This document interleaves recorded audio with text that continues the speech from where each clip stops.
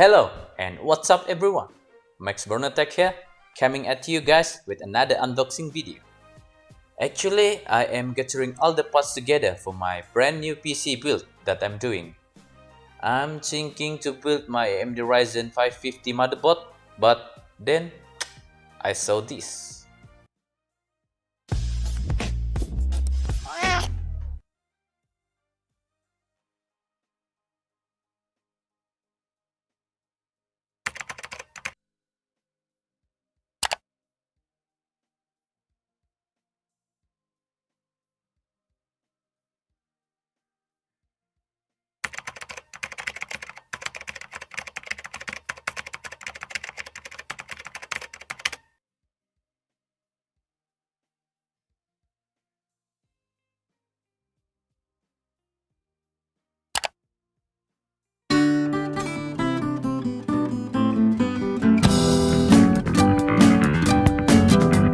One eternity later. So now I have the Asus Crosshair VIII Hero Wi-Fi motherboard in my hand, and you know what?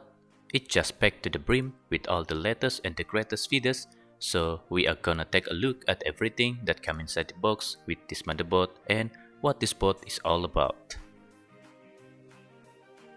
So here is the box ROG Crosshair VIII Hero Wi-Fi. We got all kind of the information and warranty support, all of that side, and this side another holographic logo of the Asus ROG.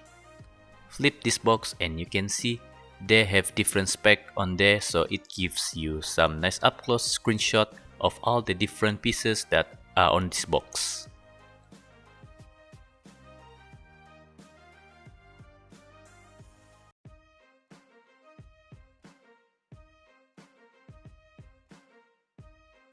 So in the box, of course, you will have the motherboard.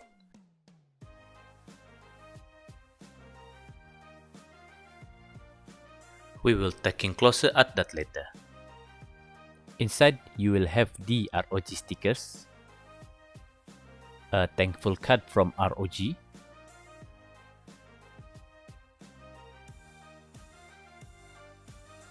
a instruction manual,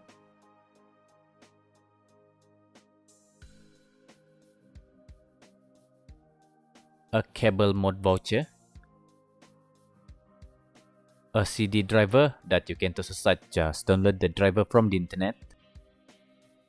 I don't know what is this. And a user guidebook.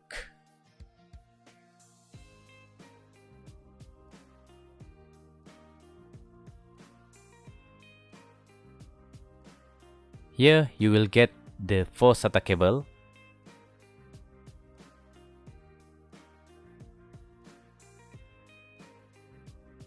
a extension cable for RGB and ARGB connectors,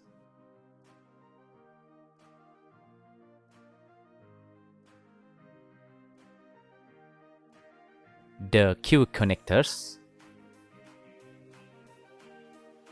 the M.2 screw, the Wi-Fi antenna,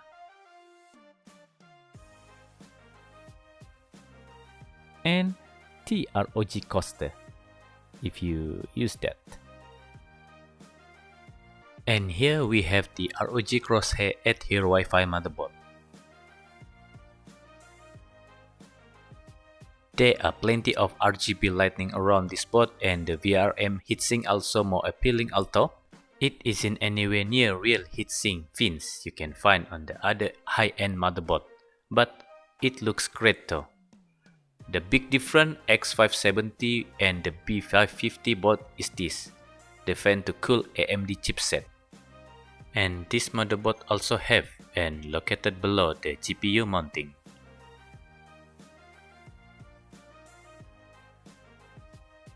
One reason why AMD X570 chipset required a fan to cool it actively because it is apparently a much power draw here than the previous motherboards. There are 2 M.2 slots here which can run both PCIe 4 gens and the SATA 3 modes. The top one handled by the AMD Ryzen processor, while the second one will be handled by the AMD X570 chipset. two of the full-length PCIe slots are reinforced, with the first one being a full PCIe 4x60 slot, while the second one is only wired up to PCIe 4x8 slot. The one on the bottom can run at PCIe 4x4, enabling the ROG Crosshair VIII Hero to run two-way SLI configurations as well as three-way Crossfire X setups. If you are in need of more affordable storage option, there are 8 SATA 3 ports to take advantage of. These are not shared with the M.2 slots, so you can fully populate all the SATA slot along with the M.2 slot if you find the need to. You can also see the USB 3 headers along with the USB 3.1 10Gbps header here. The Doogee definitely comes with its fair share of headers, and you can see them all up along the bottom of the board here. For those who do not want to stress themselves out with the front panel switch and LEDs, you can make use of the Q connectors in the box.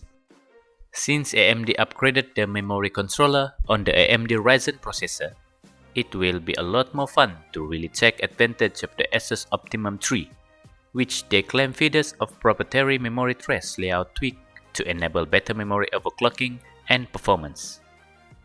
The 3rd generation Ryzen processor fully supports double capacity memory, which means you can fully kit out the Crosshair VIII Hero Wi-Fi with 128GB DDR4 RAM.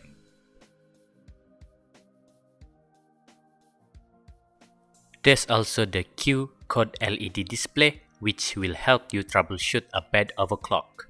Definitely a very helpful feature and one which I quite literally can live without when trying to overclock. And oh, you can see more RGB and ARGB headers here. APU user would best keep their distance from this board, as there is no support for integrated graphics output. There are 8 USB 3.1 and 4 USB 3 and 2 LAN ports just in case. One of which is a 2.5 Gbps port powered up by Realtek, while the other is a regular Intel GB LAN port. There are also Wi-Fi built in this board, enabled by the Intel AX200 Wi-Fi card. This is Intel current top-of-the-line Wi-Fi card, and it enables up to 2.4 Gbps over the 5 GHz band. Taking a closer look at the audio chips under the plastic shroud, there is a familiar ROG Supreme FX audio codec and a ESS Saber DAC, which is all the way up there with a dedicated portable DAC. On the underside of the board, we have more UAV spot of the Hero branding. Most of it is just solder, and the quality is just as good as it gets for the true hole soldering. Or at least that as far as I can see. I do think the ROG Crosshair VIII Hero Wi-Fis offer plenty for the money, although we will definitely want to put it through the pace before passing any judgment. In the meantime, what do you think about this board? Before this video ends, please do not forget to slap the like button and don't forget to subscribe. Thank you and until next time.